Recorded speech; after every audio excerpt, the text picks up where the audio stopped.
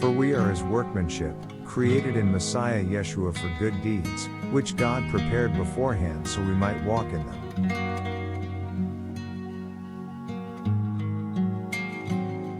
When you pass through the waters, I will be with you, and through the rivers, they will not overwhelm you. When you walk through the fire, you will not be burned or scorched, nor will the flame kindle upon you.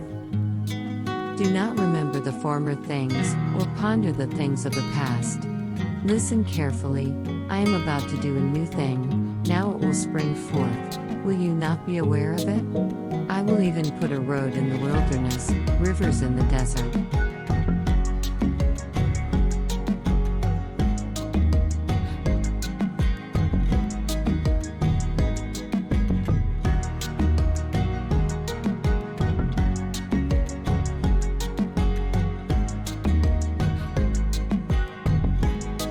My God will fulfill every need of yours according to the riches of his glory.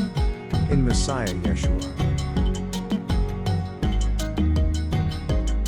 Let us seize and hold tightly the confession of our hope without wavering, for he who promised is reliable and trustworthy and faithful to his word.